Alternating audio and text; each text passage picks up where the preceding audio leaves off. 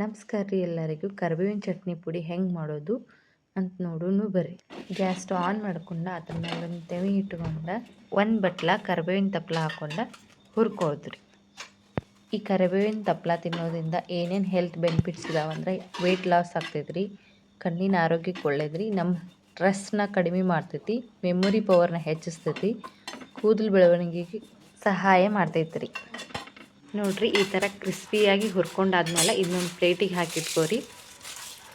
ಮತ್ತು ಅದ ತೆವಿ ಮೇಲೆ 2 ಸ್ಪೂನ್ ಕೊತ್ತಂಬರಿ ಕಾಳು ಕೆಂಪಗಾಗುವ ಥರ ಹುರ್ಕೋರಿ. ಕೊತ್ತಂಬರಿ ಕಾಳು ಕೆಂಪಗಾದ್ಮೇಲೆ ಒಂದು ಪ್ಲೇಟಿಗೆ ಹಾಕಿಟ್ಕೋರಿ. ಮತ್ತು ಅದ ತೆವಿ ಮೇಲೆ 1 ಸ್ಪೂನ್ ಜೀರಿಗೆ ಹಾಕೊಂಡು ಕೆಂಪಗಾಗೋ ಥರ ಹುರ್ಕೋರಿ. ಹುರ್ಕೊಂಡಾದ್ಮೇಲೆ ಒಂದು ಪ್ಲೇಟಿಗೆ ಹಾಕಿಟ್ಕೋರಿ. ಮತ್ತು ಅದ ತೆವಿ ಮೇಲೆ 1 ಸ್ಪೂನ್ ಬಿಳಿ ಎಳ್ಳನ್ನು ಚಟಪಟ ಅನ್ನುವಷ್ಟು ಬಿಸಿ ಮಾಡ್ಕೊಂಡ್ರೆ ಸಾಕ್ರಿ.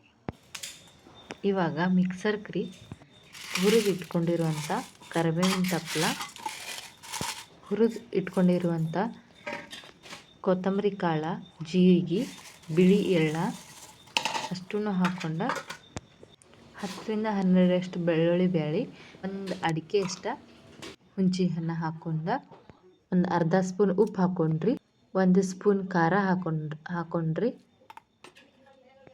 ಇವನ್ನೆಲ್ಲ ಮಿಕ್ಸರ್ಗೆ ಹಾಕಿ ಪುಡಿ ಮಾಡ್ಕೊಂಡ್ರಿ. ನಮ್ಮ ಚಟ್ನಿ ಪುಡಿ ರೆಡಿ ಆಯ್ತು ನೋಡ್ರಿ. ಈ ರೆಸಿಪಿ ನಿಮ್ಗೆ ಇಷ್ಟ ಆಗಿತ್ತಂದ್ರೆ ನಿಮ್ಮ ಮನೆಯೊಳಗೂ ಈ ರೆಸಿಪಿ ಟ್ರೈ ಮಾಡಿ ನೋಡ್ರಿ.